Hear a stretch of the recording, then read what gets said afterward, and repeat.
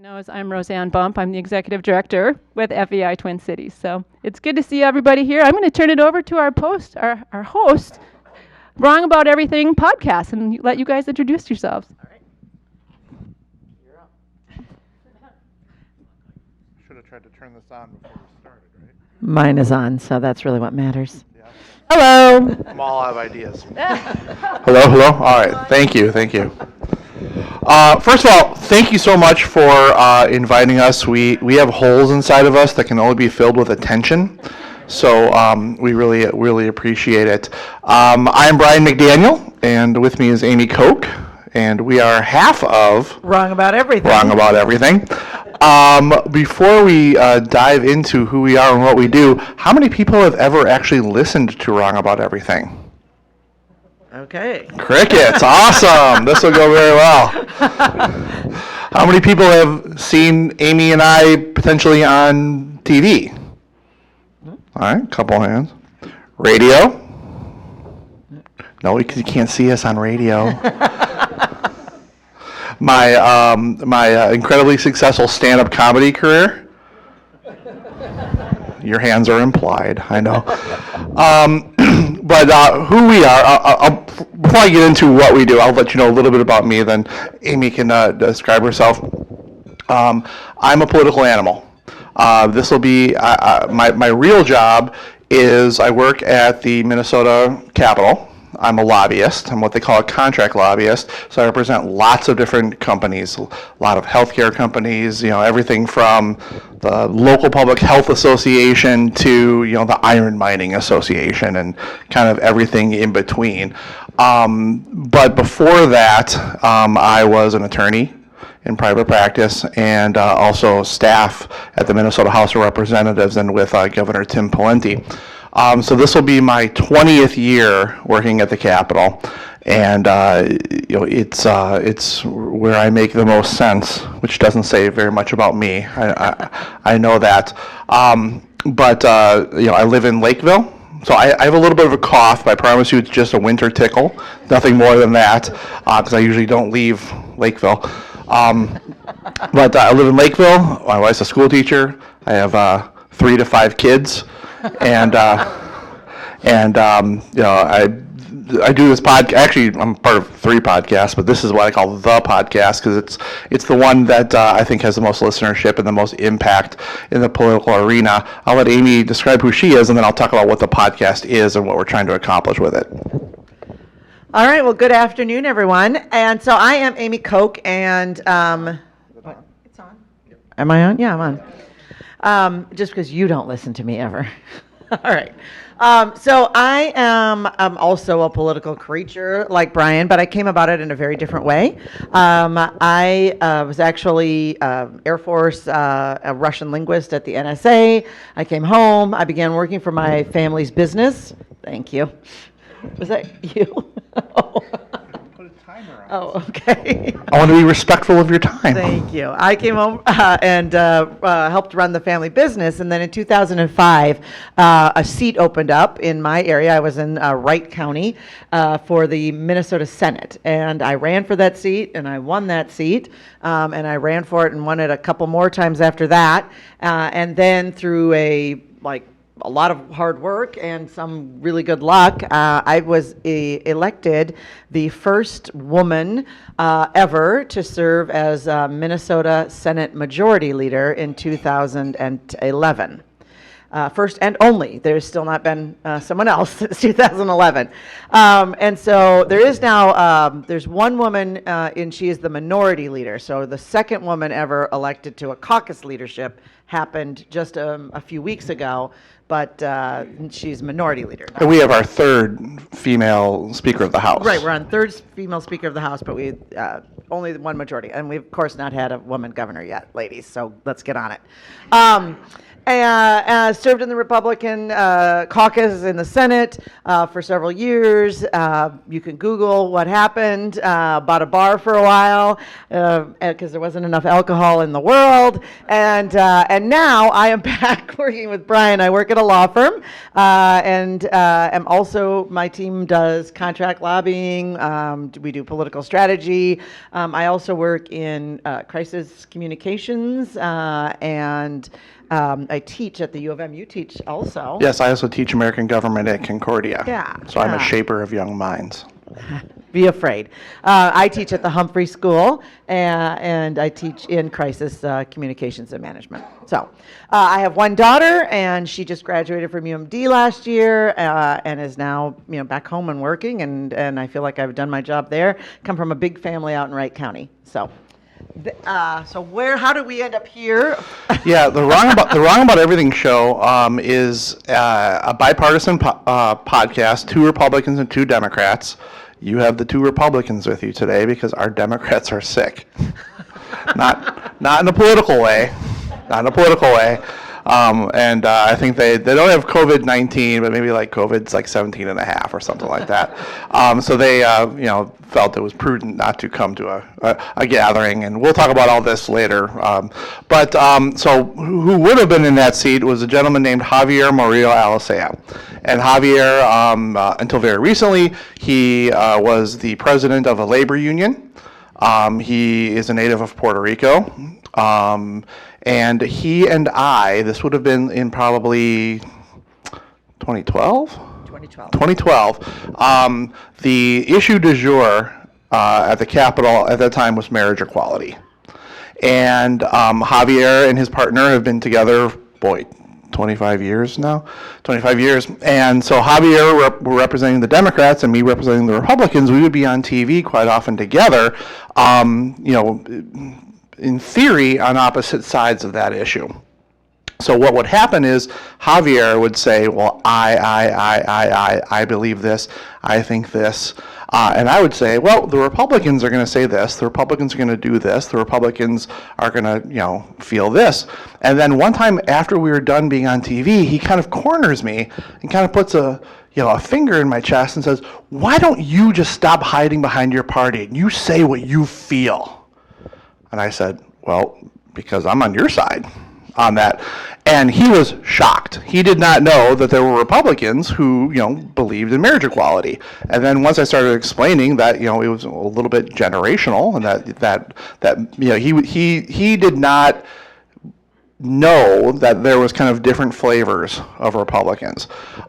So then he and I went out and had a beer, and we found out that each of us probably hate our own side more than anything else. And we got to be really good friends. And he would tell you if he was here that we got to be friends playing words with friends.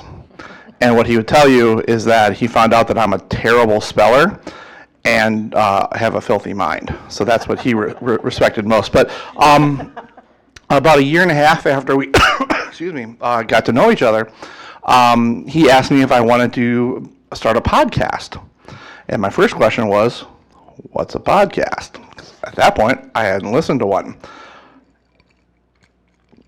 So he explained to me a little bit of what his thought was,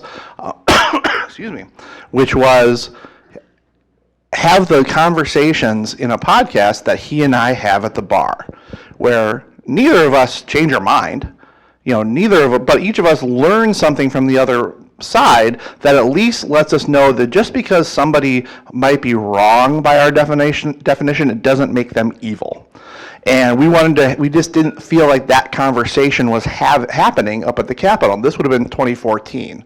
So this is, pre-Trump and a little bit, some of the divisions that we see right now. And he had had one of his friends come up to him and say, are you really friends with Brian McDaniel? And Javier said, well, McDaniel's wrong about everything, but he's still a good guy. And actually, that's where the name comes from, and it was pretty good. So at the time, we wanted 2 Republicans, 2 Democrats. Amy was 100% who I wanted, but I was in the middle of something. She was in the middle of something. Google it. So we've had a couple different players on the podcast, but we're having our 300th episode this week. And so we've almost been doing this 6 years, which in the podcast world makes us like The Simpsons. I mean, we've been doing this longer than anybody almost, because I think the average podcast goes about 10 episodes is what they say. And the tone of the podcast has changed with different hosts and co-hosts. And at first, we can really kind of focused on political comedy, and then with the 2016 election and everything that led up to that, kind of changed the tone a little bit. And then, as the things in Minneapolis started happening with police and communities of color, it really just kind of really made the podcast kind of a very serious tone. And we're kind of now trying to develop maybe a little bit of a lighter focus, but of course, the pandemic is going to make that a little bit more difficult. We'll talk about that. Yeah, we'll talk about that.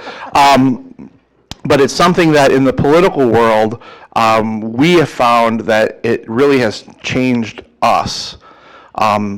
Being able to interact weekly with people who do not share the same political views or world views even as we do. And sometimes, we will be we will be flabbergasted. We just don't understand where someone is coming from. But when you build trust with people who believe something different than you, it makes it so much easier to have difficult conversations with them, to actually learn from them, to actually teach them that they don't have to believe what you believe, but they should understand where you're coming from. Because right now, it's so easy just to go on Twitter and find out why the other side, whatever other side that is, why they're evil.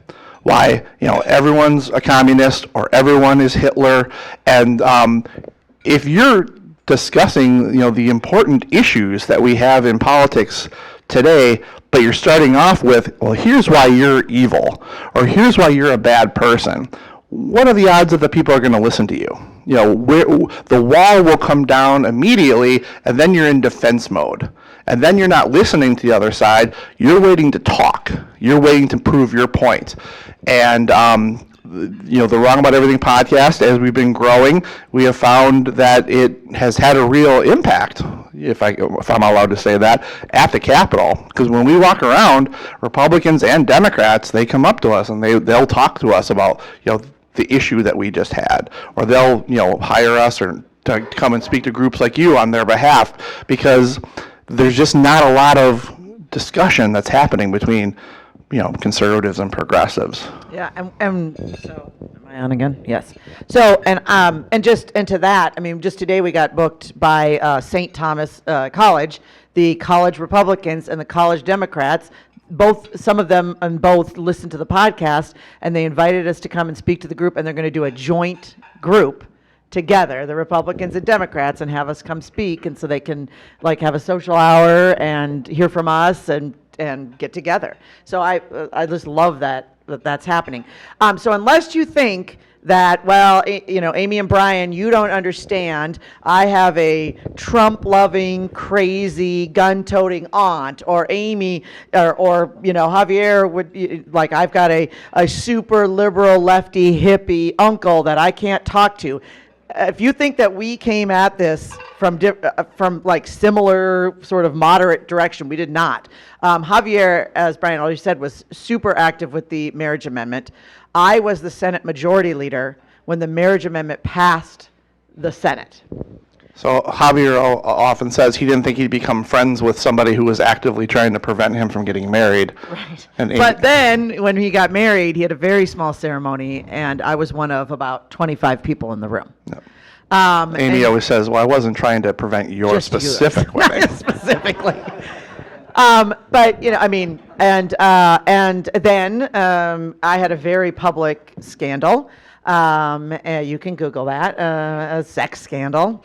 And Javier was there on Twitter cheering my demise. And it was a year or two after. This is why I wasn't on the podcast originally, because I was hiding under my bed in the fetal position. And it was a couple years after that Brian said, hey, well, we need a substitute. And, I really think it's time for you to start, get on there and start getting out there again, which is not what I wanted to do. But I came on. And Javier and I forged something that, like I said, just a couple years later, I'm one of the very few people that were allowed at his super, special ceremony with John. We talk about everything. There is nothing that is off limits, whether it was the 4th Precinct, which was really difficult. We have had, there was talk when Planned Parenthood, remember there was some videotapes that were made inside of Planned Parenthood, and Karen, who was on the podcast at the time, she's just taken a sabbatical, but she's very pro-choice. She's, she is oftentimes the MC at NARAL events, and I have been very strongly and vocally pro-life. And we were able to get together, even around the issue that no one is ever supposed to speak about. Now that, I will tell you, that has been incredibly hard. We were on stage in 2016 because we were invited, during the presidential race, we got invited. It was really fun. We got to do debate parties, and we would sit up in front of, for the debates between Hillary and Trump, and we would just make silly commentary, kind of like Mystery Science 3000, if anybody's watched that. That was us. And we did that for the 3 big debates. And then for election night, the same group that was hosting those invited us to be on stage as the election night results came in. And as everyone remembers, everyone just knew that Hillary was going to win. In fact, Brian, and I think you were on the radio. Yeah, I was doing radio, and You didn't even want to come. You were like, I don't want to come and watch the party, and I just don't want to get, And I was on stage, and the night shifted dramatically. By about 9:30, 10 o'clock, the East Coast results had rolled in. And anybody who's politically astute knew that Donald Trump was going to be our next president. And the Democrats from the podcast were devastated. They were on the floor, could not speak, and there's 2 Republicans on stage trying to describe, it's going to be okay, it'll be all right. And so we have really been through a lot, and we have evolved. And as Brian said, trust is a big thing. We do our show prep on a private Facebook page. And there's the main hosts, and then there are some substitutes, because to do this for 300 episodes, an hour a week, is a pretty big commitment, and you just can't make it every week. So we have substitutes that will sit in for us, and they're on the Facebook page. And it is a very funny, very smart. It's one of my favorite things I do, because that's where I get most of my news. People just post up the articles that they find from all over, and sometimes it's super lefty or super right, but most times it's New York Times, or people will these are really dug in, super smart politicos, and so I get my news fast. I know before something's going to break, oftentimes, on things. Well, and the internal Facebook page we have is kind of like international waters. Right. So you're not allowed to get mad at anybody's take in there. So people really throw out the outrageous. Right. We'd be arrested if people. Right. If we get hacked, we're all going to jail. It is really bad, and we have a very strict at the top it's no screenshots, no effing screenshots, and so. A little bit is mutually assured destruction, which it keeps us from anybody outing. Javier and I would probably, as a SEAL team, take out somebody who would actually put something out from the group, right? But that kind of level of trust is really important, because we know in our hearts, I know who Javier is, so if he says something that is very different, or something that might even be painful, or Brian does more often, says something painful, I know where they're coming from.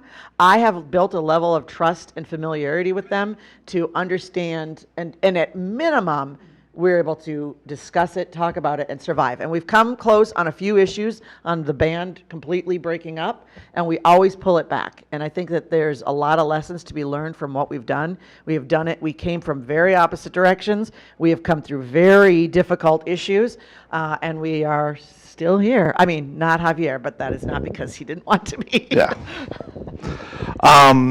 So question that I have for you guys, and we want to make sure that we're leaving lots of time. Well, and before I get to that, if you ever want to listen to the Wrong About Everything podcast, you can find us wherever your favorite podcasts are found at Wrong About Everything, or on Twitter at Wrong About Every, or on Facebook, Wrong About Everything, and I don't think we have Instagram. We're on Stitcher, we're on Spotify, we're on iTunes, just wherever you find podcasts. And then also, in the last couple of weeks, we've kind of shifted. Well, you can always find us as a podcast. We're also doing more live streaming. So you can actually see our eyes roll instead of just hearing them. So I want to make sure that I make sure to get that out there. We're video stars now. We're video stars.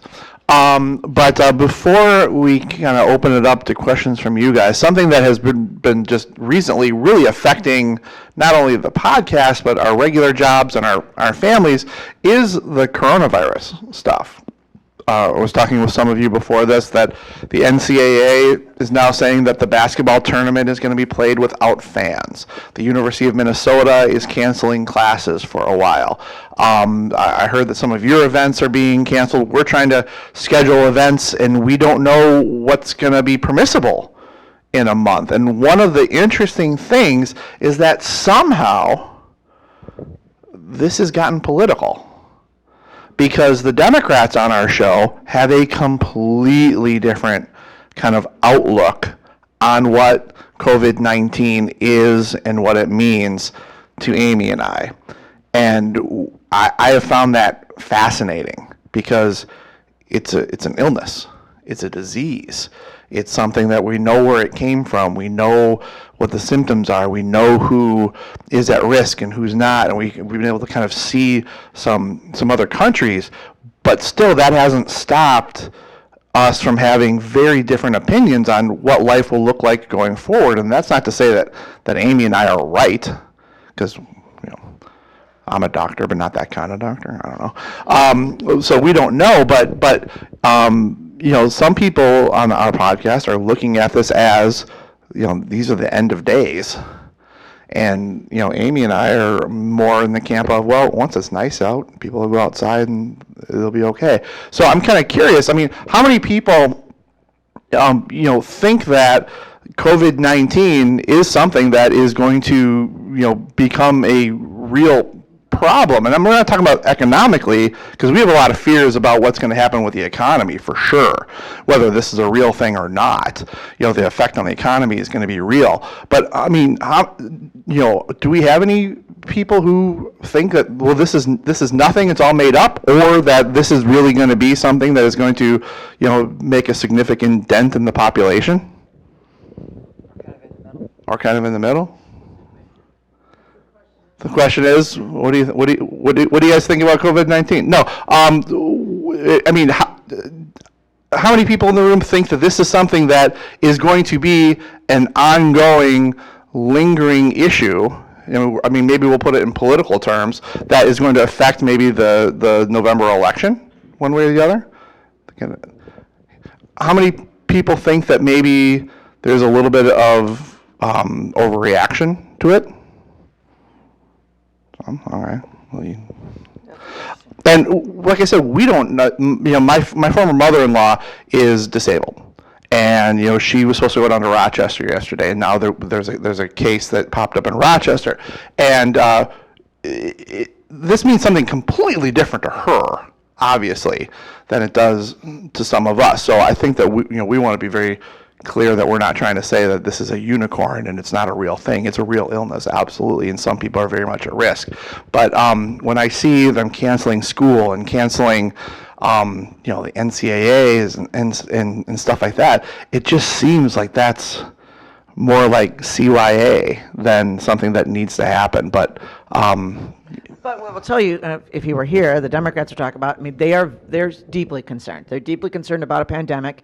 They're deeply concerned that this administration is not taking it seriously. They're deeply concerned that this is just the beginning of something that's going to, that's, if not end of days, certainly that something is going to be incredibly, I had a man come up to me today who works, he kind of works in, he works with homeless programs, and he's like, this is the real deal. This is happening. We are in deep trouble.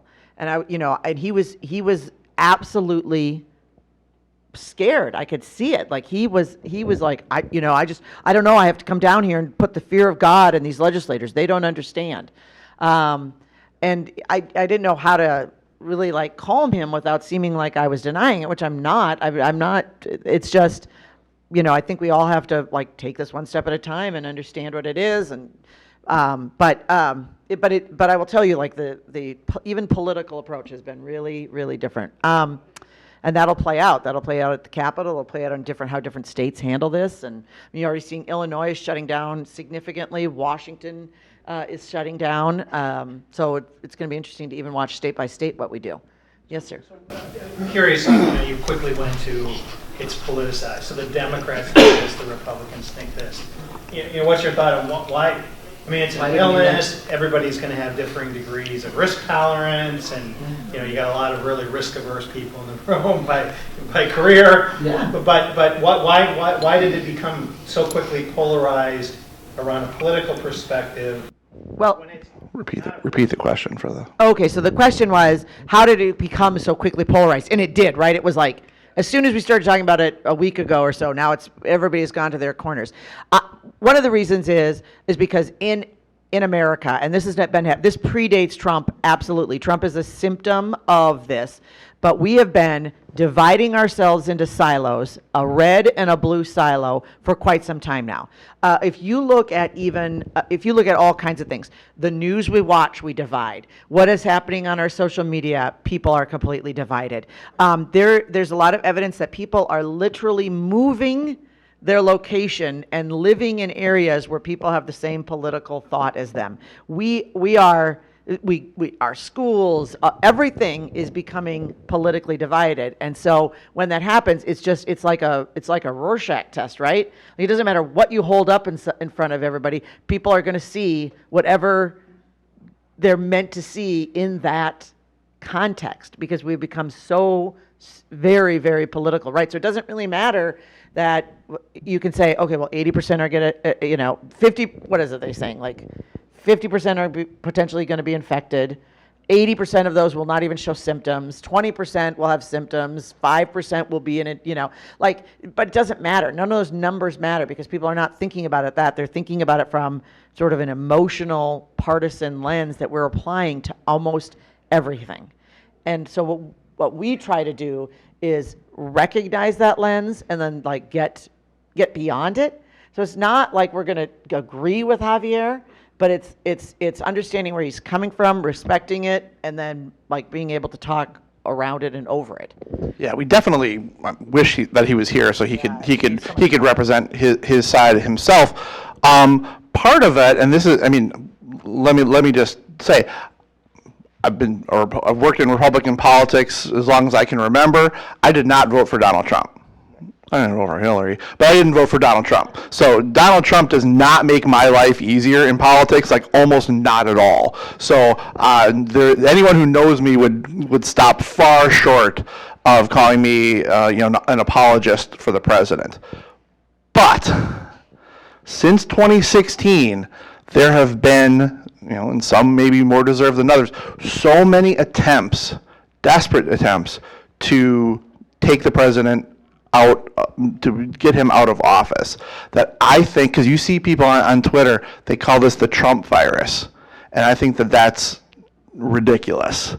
You can criticize your government saying we're not doing this fast enough or this, and that's completely fair. But I do think that there is a politicization, I gotta learn how to say that word, of this that I think is kind of inappropriate. And I think that there is a desperate hope by some that this will carry on into the fall and be the thing that will take out the president. Let's remember, they impeached the president of the United States, and we've already all forgotten about it. As someone who teaches history and American government, I talk about, Nixon and Clinton and Andrew Johnson, and it's history. And what happened with Donald Trump? It's already gone. When's the last time you thought about it? We've moved on. And part of that is just that's society now. But part of it is that we are now in just such a media-driven, what's the new thing, that, hopefully COVID-19 is something that gets under control and kind of fades from memory, but it probably will. And it'll be something else, real or not. But the news cycle is part of the issue because there are so many news sources, both legitimate and illegitimate, that need to have 24 hours of content. And in a society, Republicans, only want to get information from Fox News, and Democrats just want to get information from a man-bunned blogger named Xander. I don't know, but everybody seems to want to get information from a source that they already agree with, and there are plenty of places that will feed into that. And I think that we are all worse for it. I mean, we're all relatively the same age. Remember when watching the news is where you got news? Now, anything, stuff that we know to be true, if it's reported, half of America will say, well, that's not true. And I mean, we've just, as a society, we've morphed into this silo where we believe what we want to believe, or we're searching for information that doesn't inform us, but really more, bolsters our opinion, and that is dangerous. I don't like it when my side does it. I don't like it when the other side does it. And one of the things that I think has happened with us being on this podcast is I have felt even a little bit distanced from my own political party or people with my leanings, because I do hear them say things that sound like talking points, and or say things that about Democrats that I know just probably aren't necessarily true, just because we actually get to ask them about it. And so it seems like a very easy thing to say. Talk to people that disagree with you, whether they're in your family or in your workplace. Well, maybe not your workplace, but in your other social networks. Talk to them. Don't try to convert them, because in the history of history, how many people have converted you on something? It just doesn't happen. But let them know that you are somebody who disagrees with them, who is reasonable, who they can ask questions to. My wife is a teacher, my sister-in-laws are teachers, my in-laws are teachers. I don't know that they'd ever talked to a Republican before me. I mean, they just sit me in a room and they ask me questions like I'm a zoo animal or something like that. But we actually do have conversations, and it's because they're open to it. And not everybody is. So, if I were to charge this group with anything, it's that, don't be afraid to talk to people you don't agree with, and be open to their opinions. Sorry, yes? So you're talking a lot about dividing and people in their, my camp, my people, your people, those sort of things. Why is it in our House and Senate that we have Republicans that sit on one side and Democrats that sit on the other? If we took a school classroom and said, Christians here, Lutherans, Catholics, Jews, Muslims, we would be appalled. Why don't we just sit our elected representatives alphabetically? I'll let Amy talk, because I've been doing a lot of talking. It's a great question. So typically how they're divided is the House is divided, the right side, I shouldn't say that. They're divided like in half. So one half of the room is Republicans and the other half are the Democrats. And in the Senate, it's different. It goes front to back. And in the front is the minority, and in the back is the majority. And so I know in the Senate why it happens is because the cameras are up front, and if you don't want to be on camera as much, then you would sit in the back, and the people who get to decide who sits in the back are the majority.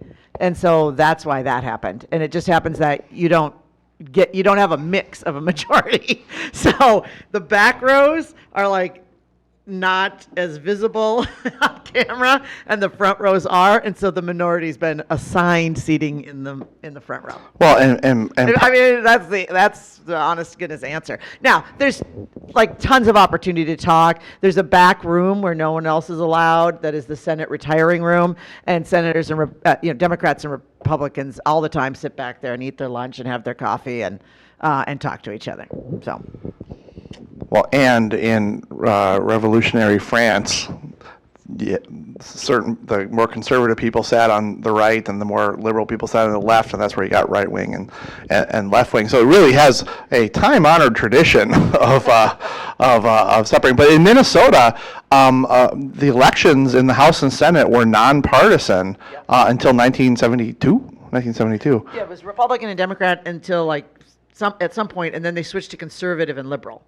And then in 72, they switched back to party designation. Yeah, so and there used to be, I mean, this is my 20th year at the Capitol, and I can remember a time where there were pro-life Democrats, there were pro-choice Republicans, and there were different flavors of both parties, and people would actually work together on stuff. That doesn't happen that much now. And if you were to say, Brian, why don't you think it happens? I'm going to honestly blame Twitter. And I'm not being flip about it, because once upon a time, Senator Koch would take a controversial vote, go back to her district, and explain, here's why I voted this way. But now, as soon as she takes a vote in 280 characters, she's, evil or a genius. And what it has done is it has kind of forced people to not stray from kind of, whatever the dogma is of their party. Because once you reach your hand across the aisle, it's considered treason. And that can't be how government works. And I'll blame the Republicans a little bit, because at some point in Republican history, Republicans merged their political views with their religious views. And whatever your religious views are, you should not compromise them, no matter what they are. But you have to compromise your political views. That's how politics work. You trade A to get B. But all of a sudden, if what you believe in A is to the level of your faith, well, you can't trade that. And that really started us down a bad path of not being able to compromise, not being able to say, you know what, I'm going to give the other side a win because I think I can get a bigger win.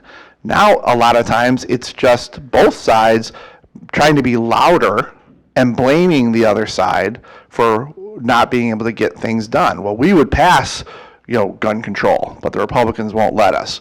We would pass, tax reform, but the Democrats won't let us. Instead of, doing trading, give you this for that. It doesn't really happen that much anymore, which is why if you look at the last, however many sessions you want to look at, not a lot gets done. The other piece of it, and remember I talked about how people are literally moving into areas of where people agree with them. So that factors in because of a little thing called redistricting, which is going to get super wonky on you, but just stick with me for a little bit here. Redistricting happens after every census. So we are going into a redistricting period. We're going to have the census in 2020, and then what happens in 2022 are the lines for the districts get redrawn. The congressional districts get redrawn. Obviously, the U.S. Senate districts don't get redrawn. That's the whole state. But the congressional districts will get redrawn. And within those congressional districts, the individual state Senate and state House seats also get redrawn. And there are rules to follow that you have to have a certain number, that you're not supposed to cross geographic borders like rivers. There are certain rules and sort of principles of redistricting.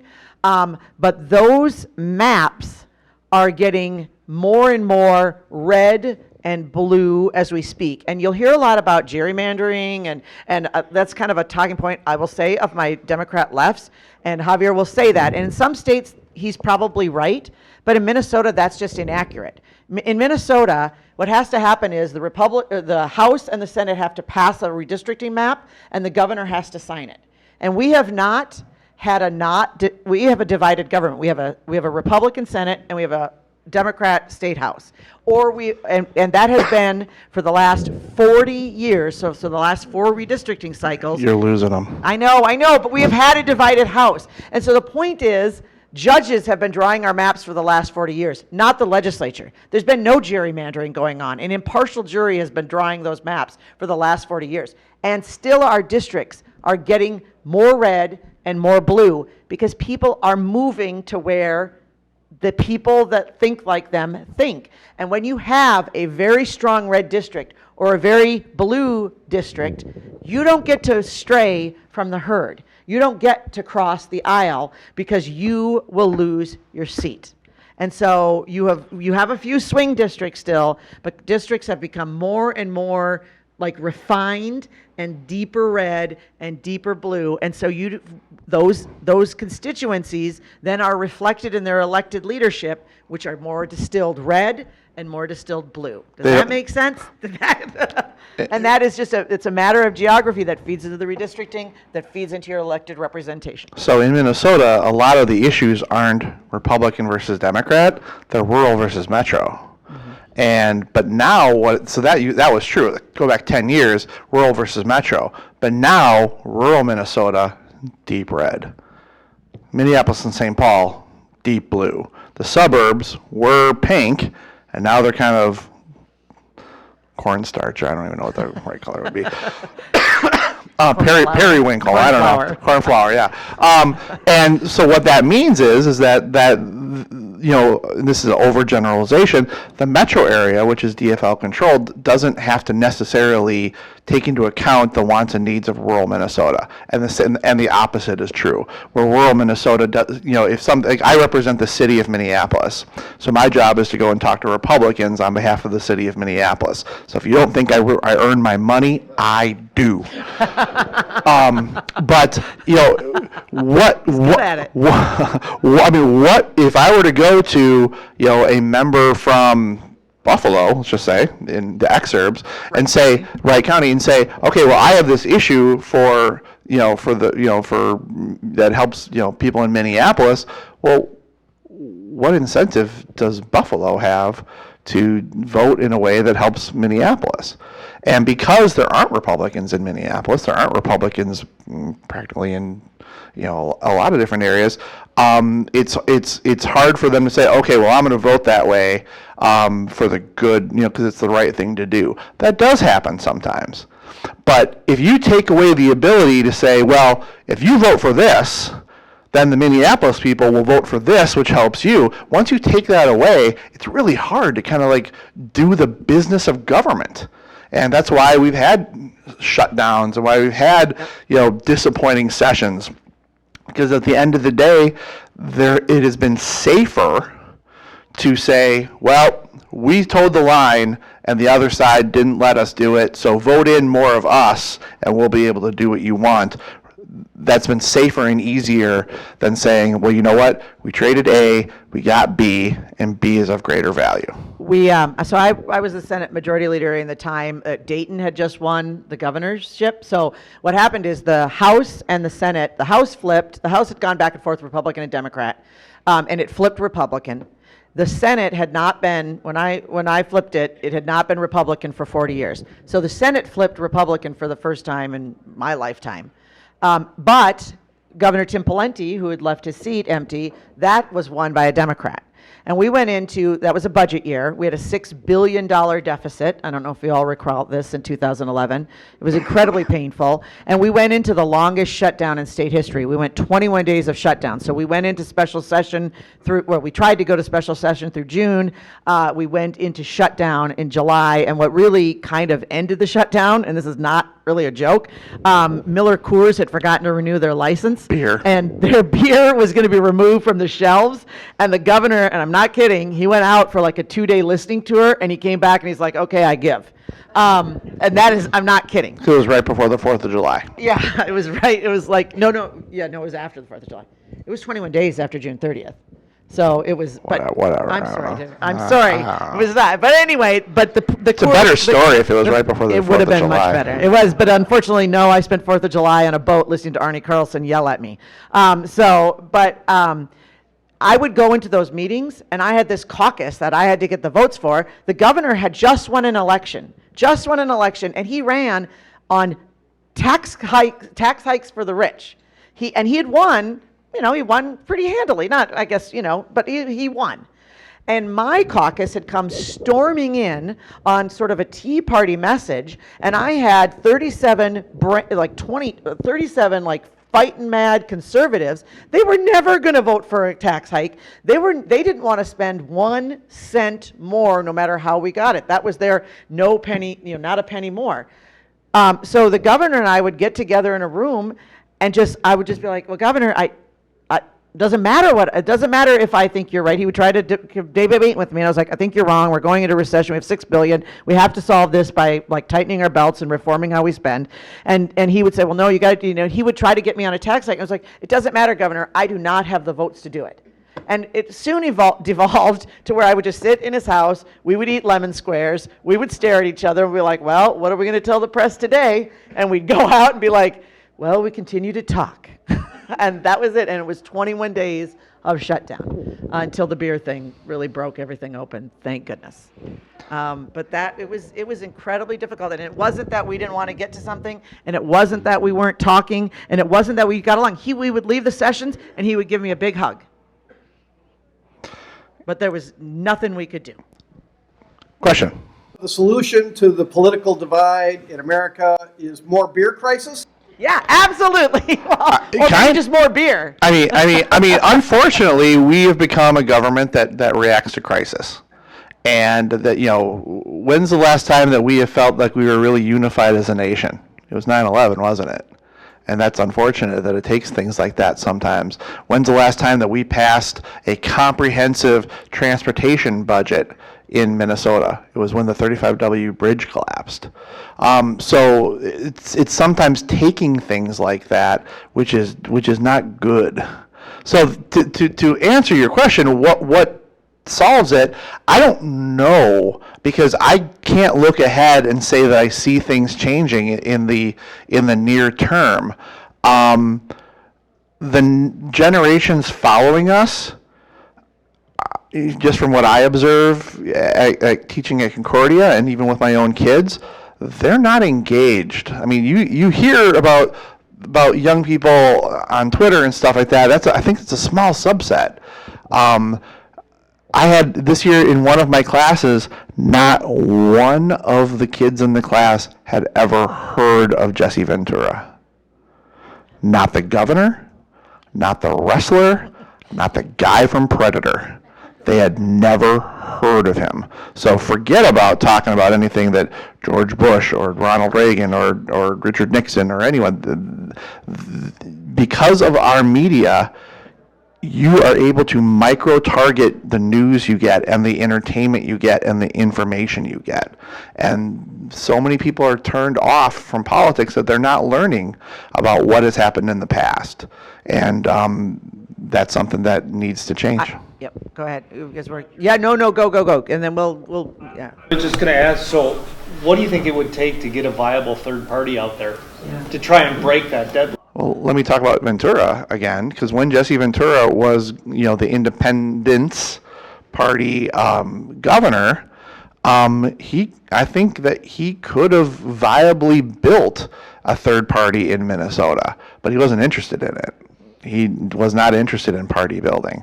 I think it would take a dynamic personality, whether it's a center-left person or center-right person or far-left or far-right. I think it would have to be built around, The Rock or something like that, which isn't necessarily great either, but I think it would take something like that. I mean, I would kill for a center-right party.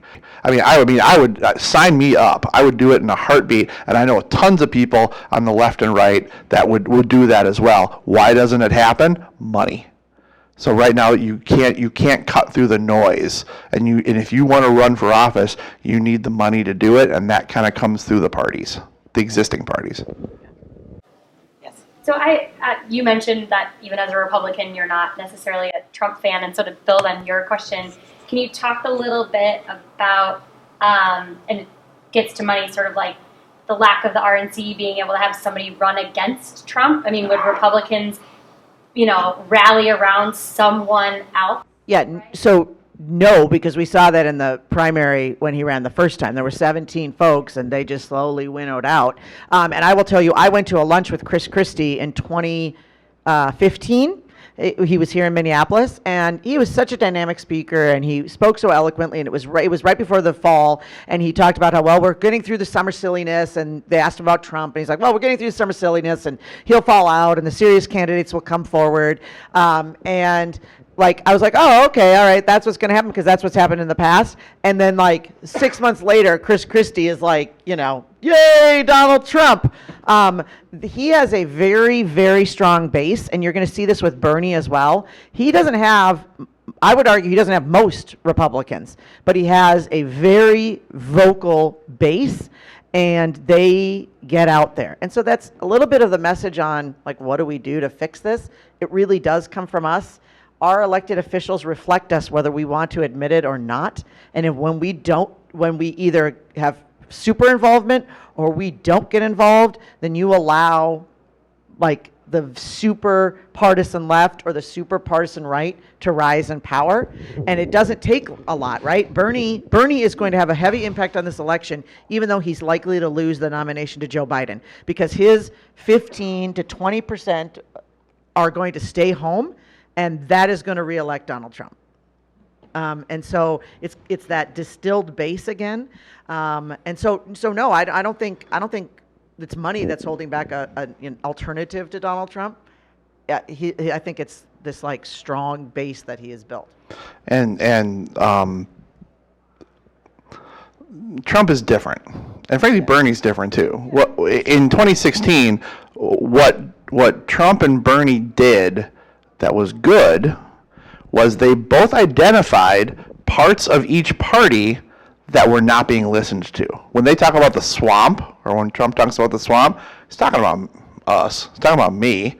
And I think that legitimately there were people, and this is not necessarily saying, but like blue collar Americans decided the last election because they said we're not being listened to anymore. And a lot of those people switched from voting Democrat to voting Republican. And that was because Donald Trump was able to refine a message that really spoke to them. So what they did is and then Bernie identified that there was this young, rabid, progressive group that felt like the establishment in the Democratic Party were not listening to. And then both of those people both of those groups are kind of like sowing their oats and having a lot of power and influence. And it's hard to get people off that. And so, I mean, I think that what sets a reset button, I mean, either Trump finishes 8 years and then we have 2 fresh candidates, or Biden defeats Trump this time and then Republicans run Nikki Haley or somebody like that, and then maybe we kind of get back to something that is less resembling The Bachelor. But, that's once again getting back to our media. People are drawn to those ugly things because it's what they watch on TV. I don't want to end on something nasty. I think so I think there is a lot of hope out there because one thing is people are super engaged in politics. It used to be that when I told people what I did, they just kind of like went, wah, wah, and I don't follow politics. Everybody's engaged. Everybody's interested. We're a new hot thing. That's why we have a podcast, right? I'm not new or hot. I mean, the podcast is. Oh, okay. Yeah. But it's going to take people being engaged and, like, getting involved. That's really what it takes. We still have our democracy is that important. And I get that you want to cut it out sometimes. You want to stop the bickering, but then you have to step up and, like, demand that happens. And you have to vote. And Winston Churchill said that democracy is democracy is a bad form of government except compared to all the other ones. So we still have the best thing going. We just have to treat it a little bit better. Now I'll stop. Let's give a round of applause. So stick around for a minute if you didn't get your question answered and you want your thoughts, come on up. And then please still stick around for a little bit. The bar is still open, still food up. Thanks for letting us come and blather on. Thank you.